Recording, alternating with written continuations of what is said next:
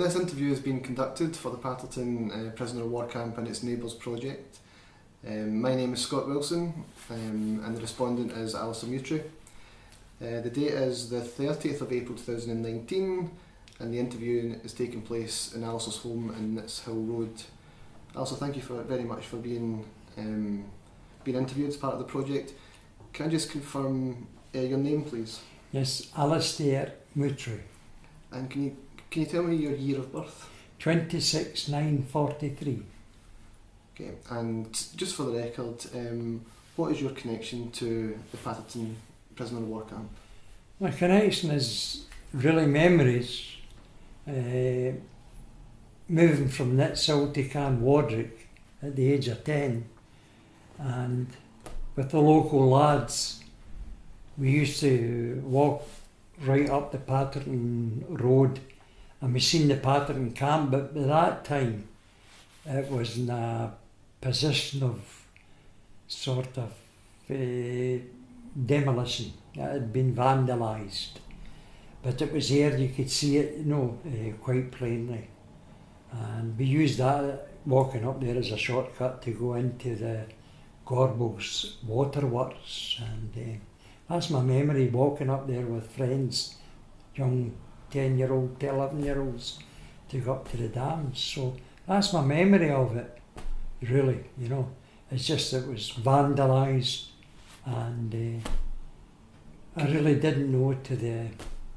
Can you tell me what your memories of how it looked, other than vandalism, about any of the buildings? Aye, there was sort of white buildings. There was white buildings, but the roofs were all off. As I said, there was big holes in walls. Now that was what, 10, that would be the 1950s, 1953, wherever that. So was the place empty of people at that point? Yeah. Did you ever enter any of the buildings? No.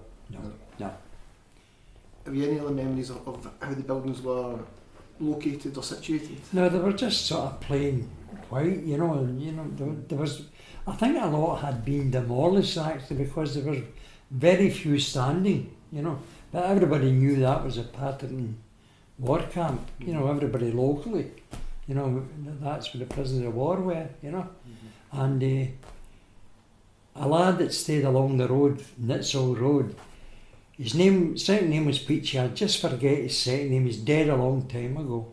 But he was a keen gardener like myself.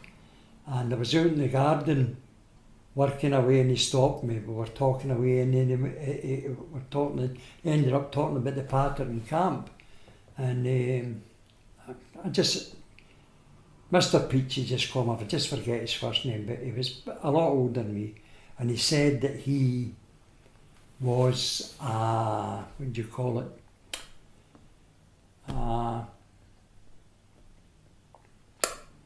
He stayed in this camp. What do you call them? Squatter.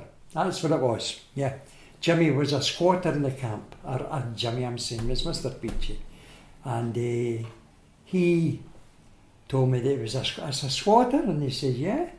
He says after the war you couldn't get a house. He says so the camp was there was roofs on it. He says so there was quite a number of people moved in and they squatted in that camp till they get a council house. And I didn't know that, and it was quite interesting. I always remember that conversation with him. Did he tell you any stories about his time squatting? No, he just said he was a squatter. They divided the compartments, and they squatted to get a council house that had sort of, I suppose, thrown them out and gave them a council house. But yeah, he said he was a squatter. Okay, so just on talking to the local community, do you have any stories from people round about of any of their memories within the camp? No, the only person I really know is my dad that worked in there. And I remember when we moved to Canwardrick, when we moved into the house, the lady next door says, "Oh, hello, Bob." And she said, "You still working in the SRD?" And he said, "Yeah." She said, "Any chance of a job?" So my dad said, "Yeah, I'll put a word in for you." It was a lady next door. I'd worked in it and obviously left. And she asked my dad if she could get my job back, yeah. So your dad worked for the MOD, what was the building beside the camp? No, it was inside. It was inside the I camp. was just at the entrance. It was actually, the gates were there. You went through the gates, and my dad's office on the right hand side where they clocked their cards. And can you tell me about your dad's responsibilities in that role? Well, I was just a timekeeper, really, you know. Making sure, you know, they were, you know, you get quartered at that time and half hour if you were an hour late, that sort of thing. So, that was taken off their wages, obviously. So, he was a timekeeper. They clocked out at night too. I suppose it was 5 o'clock at night. And in these days, it was a 48-hour week, 50-hour week. And they clocked in and out, and that was my dad's job, to make up the timesheets. And did your dad ever have any stories to tell you about any of his interactions with any of the prisoners? No, never.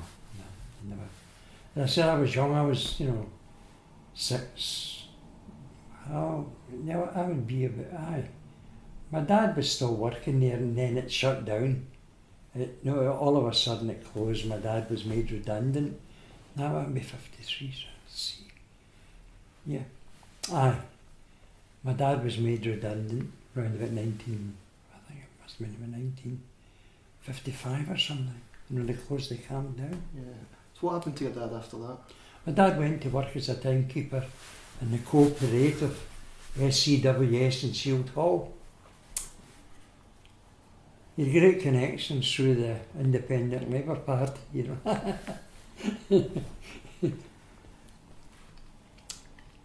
You mentioned to me earlier around the Puggy train line. Can you talk to me about that? Aye, yeah.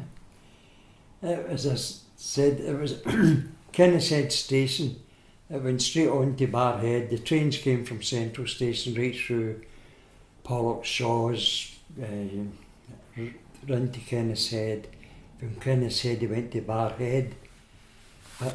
200 yards beyond Kennishead Station, on the left hand side there was a branch, a cut off, and trains used to come in and dump sort of containers with, obviously I didn't know, but it was supplies at the time, and they would lie there maybe for a couple of days or whatever, and then this wee steam locomotive came chugging out the supply depot, and it hooked on and it drove, you know, it steamed right into the camp. So it was some size of a MOD establishment for a train to run right through it. There was high buildings, and they would run right through and drop the supplies off. Now I suppose the supplies, because I can speak, my dad came home one night with a tent, and it was camouflaged, and it had a mosquito net on it. So it must have been used in North Africa at a Battle of Alamein or something. But he came home with his tent anyway, so I reckon the supplies would have been helmets, uniforms, shirts, boots, sets of that. So kind of supplies they would have in there. So this was supplies going to the guards in the prisoner of war camp? No, this was the supply. This is where they would hold the supplies to distribute to the army. Right. They held them there, and then maybe some regiment or whatever would, you know, they needed haversacks or shirts or whatever. At that time, remember, there was conscription, you know, so there was just a continuous flow. You know, you were conscripted at 18, and if you were serving an apprenticeship, you could serve your apprenticeship at 21 and then do your 2 years, you know. So did you know anybody locally who got conscripted? Oh, aye. You tell me about some of the feelings that made people feel at that point. Well, it was just part of life, really, you know. The lad along the road, across the road, Robert Ronalds, we went there to see him going away in Central Station. He was conscripted. He was serving his apprenticeship along just across the road here in Dalglish's engineering factory in the estate, and they went along to see him. My older brother, he was called up for conscription, but he decided to finish his apprenticeship as a turner, and by the time he'd finished his apprenticeship, he was lucky he'd finished with conscription, so he missed it by a couple of months. But yeah, all the local lads just went, you know, that was it, you know, that was a fact of life, you know, and it wasn't that bad, you know, they were maybe away for 6-7 weeks and home again for a week or something, you know. How did that make you feel as a 10-year-old? How did you feel about seeing these people get conscripted? It was just a fact of life. That, you know, that was it. You know, you were 18 and you get conscripted.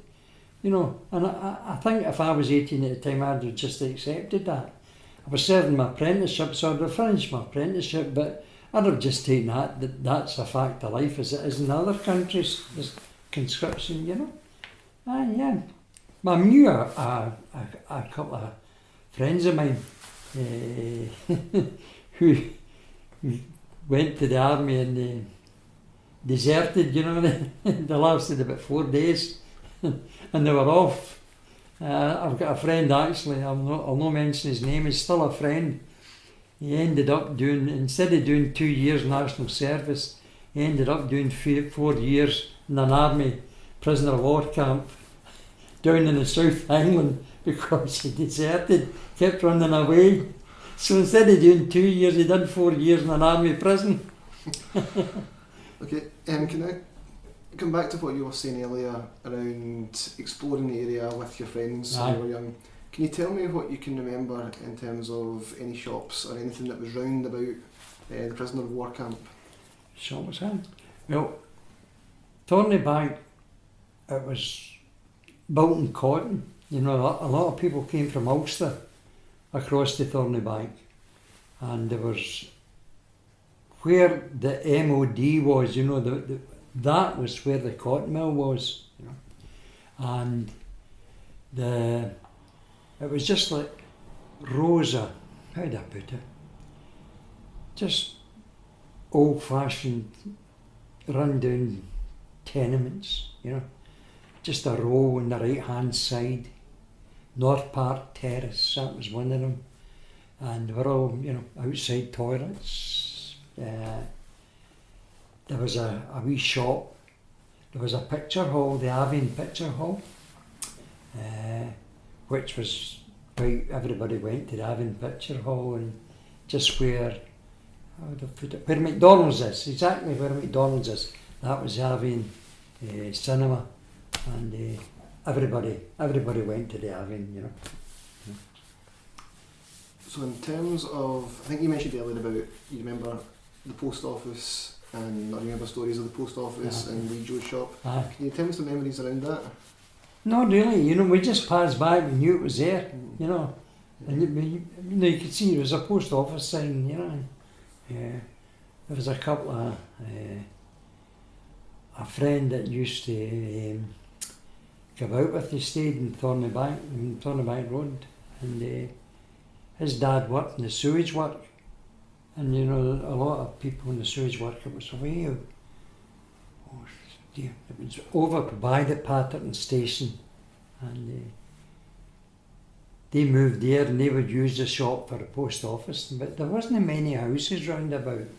You know, it was just open fields, farming fields, and you know, farmers and such like, you know.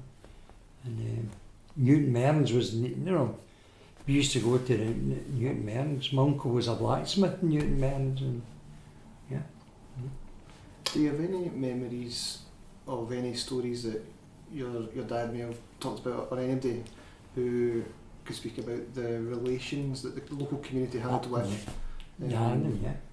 Can you tell us a little bit? Yeah. As I said, when I moved here, you know, the people that were in Canward, you know, the women used to talk, you know, and you would hear them talking about getting marched down from the camp, right down into Thornleybank. Now, whether they entered the main gate, I'm not sure about that, because the people in Canwardrick Road and that, they used to hand toys to the kids, the prisoners, So I'd imagine there was a gate and somewhere along Canwardick Road. That's away at the other side. And I'd imagine they would end it because they were giving toys to the kids.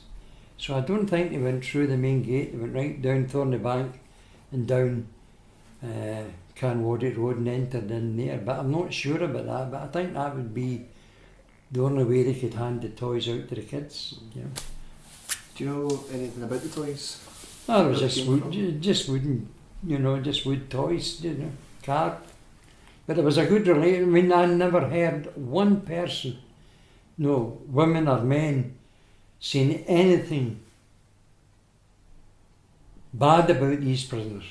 It was always, there was a sort of an affection, because of these handout to the children, There just seemed to be, I don't think there was any sort of catcalling or animosity or anything like that. I never gathered that. I always got that impression, listening to the older people, that there was a sort of an affection, and they felt sorry for, I suppose they didn't know they were glad they were in a prisoner of war camp rather than fighting, but yeah, I would say that there was no sort of animal. I never heard anybody speaking ill of any of them. It was always sort of positive stuff, handing toys. I know this is it, the handing the toys to the kids, getting marched down. So when they were getting marched down, do you know where they were going? Or? They were going into the supplies, into them. I keep calling it the SRD, that's all we knew it, as SRD. And we were marched in there obviously to work, obviously it would be light work, emptying the containers, I suppose, they would have vehicles inside, because as I said, it was massive, it was big. And tall buildings, I think they used the tall buildings for, from the cotton days, But Canwardick Road, that was, always remember Canwardick Road, it was all corrugated iron, right down the Canwardick Road, right to the end, not to the end of Canwardick Road, to the Poggy with the train, and it would go, the corrugated iron would go up. So it was some size, it was a massive place. Obviously you don't know the area, but looking from the business part entrance, across with the library, kind of way stretching away over, right down to Canwardick Road, So the library would be the one in Thornybank? Thornybank, directly across the library. That was the entrance where my dad worked, and that was it. Yeah, there was a wee shop beside it called Easton's. It was a paper shop, and I used to deliver papers. My dad thought he was doing me a good turn and got me a paper one, which I wasn't too pleased about it, was I? Anyway, there was a wee shop beside it. It was Easton's. Yeah. So it stretched from there. How far down did it go? Where the camp? Mm-hmm. How did I put it? It would go back the way, not this way. Now how far would it would go back quite a bit, yeah.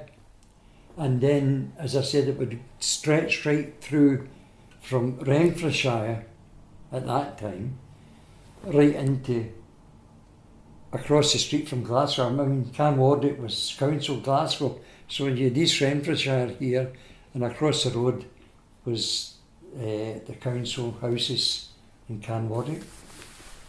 So, it was actually the people that the Glaswegians actually had, I would say, had more contact with them than the Renfrewshire people. So do you get a sense of, obviously you know the size of it, and with your father being the timekeeper, did you ever get a sense of how many people worked in the camp? I just couldn't. I just know that people, as I said, that lady, I ended up marrying her daughter actually. Maggie just asked my dad when we moved in, he said, "You still in the SRD, Bob?" And my dad said, "Yeah." He said, "Could you speak to somebody about a job for me, Bob?" And he said, "Yeah, I'll speak to Maggie for you." But I can't remember, I couldn't say. But it must have been quite big to have a timekeeper. Let's put it that way, you know. If it was just a small operation, it would just be writing in a book, but actually they were clocking cards. And you know, as I said, it was my dad's job to make up the cards for each individual. See if they were early, late, and they were docked. Yeah. Where's Cowglen from here? Away over. Well, was that connected to Patterton? It must have been, because that was a military hospital for British soldiers, as I remember it. So I suppose that the prisoners would be taken there if they were ill. I would imagine that would be the case. That would be the nearest hospital, would be Cowglen Military Hospital, because that's where the soldiers were taken. Because all the local girls gathered at the gates of the hospital, I can tell you. All they can, I was only 10, 11, but the 18-year-olds and that, they were always hanging about the gates waiting, the soldiers coming. Yeah. So obviously I would think that if they took out, that would be the nearest place they would take me to, would be Cowglen Military Hospital. What age were you when you first met, your first memory of the camp? 10, 11. Yeah, about 10, yeah. Walking up, yeah. We moved here. I would be, 10-year-old. So that would be my first memory of the camp. Because, you know, in these days you just moved in and it was just a group, you know. It was just after the war and there was no, you just met people and you were just accepted, and, you know, other people that had been there would go up to the dams and you just went to the dams and there's the Patterton WWII, you know, that was really it, you know. And then, you know, you hear the stories when you were round about with, you know, for the women and the men, you know, and for the Patterton WWII. Yeah. Okay, is there anything else you'd like to tell us? Is there anything else that we've missed? No, I don't think so. I think that's really it. I don't know if that's enough, but that's all I can remember. Jimmy, Mr. Peachy, you know, there were squatters in there. Because he told me that there were squatters. And I was quite surprised actually to find that out, you know. So that's really my sort of memory. And my dad working, you know, to get marched down to work in the camp. There must have been quite a few of them actually, but yeah. As I said before, just repeat myself, I never heard anybody speaking ill of them. Never heard anybody saying anything about the Germans or the Italians or at all. If anything, I was quite affectionate. And if you know if any of the prisoner of wars had stayed on afterwards? No, I couldn't tell you that, no. So you mentioned about a gate, I think you possibly down towards Caboundry Road. Can you tell us a little bit around that gate? No, because by the time I seen it, it was just corrugated iron from the top of Canwaddick Road, just at Thorney Bank, right down the whole length of Canwaddick Road, which is a long, long road. That was where we moved to, Canwaddick Road, and it was just corrugated 6 feet, maybe 7 feet corrugated iron, just right down that road, maybe for about 200 yards, easy. So that's, you know, but there must have been an entrance there. There must have been an entrance for them to pass toys onto the kids in Canwaddick, you know. Because if they come through the main gate, they wouldn't see the children. Can you describe how tall the corrugated iron wall was, and if the colours or anything you can remember about it? It was just, I would just say black, and it was maybe 6, 7 feet. It was, I mean, you couldn't climb it, but I mean, you would have to really jump up in the air to, you know, in your hand, you know, there was no grip for, you know, it was really quite solid. And then they demolished, they took it away. Was there any barbed wire or anything at the top? There was barbed wire. Yeah. Was it, how many sort of spirals? Just one or two. It was just to keep the lights out, you know, because it was still there. I mean, it wasn't demolished. It was empty, but it wasn't demolished. it wasn't, till afterwards. I don't know whether East Renfrewshire came into being and they took away the corrugated iron and the buildings were demolished, and that was really it. It just became an empty space. For years and years it was just totally empty. Then they built houses on it, and it lay empty for years after that again, till they built the business park. Yeah. But it was some size. It was a really big size. They said it must have been to have a train to drive in the supplies. It must have been quite, massive. I never get inside it myself. Never, I just went, at night time.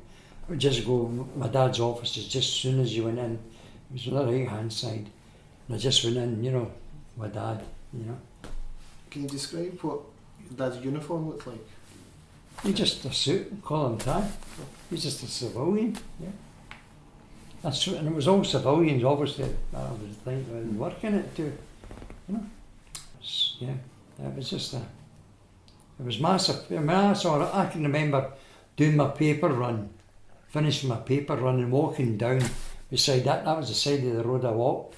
The council houses were over there, but I would walk down beside the corrugated iron. And there was there's a bridge here too, with a burn. There's a wee burn, and you would cross over the burn with the bridge, and the corrugated iron would just sort of stop there. Yeah. Whereabouts that was at the bottom of Comaldrick Road? Aye. Well, it's a Camaldrick Road continues on to kind of said station, right? But there's a wee burn there, and they built a bridge. There's a bridge here, We stayed, the people over the burn. That's what they called us. So I stayed there. He's fair over the burn, Yeah, I would walk along that side, yeah. I would just imagine that the corrugated iron would just stop there. Yeah. And then the puggy was just about 20 yards further on. And that's what it's called. It's still called today, the puggy. Yeah. That's good memories. They bring back a lot of memories to myself there. Even to me. Okay, is there anything you'd like to add as a final? Just nice memories. Fine. Okay. Well, also thank you very much for being interviewed today. Really appreciate your time. No problem. And we'll keep you up to date with how the project goes. No problem. It's a pleasure.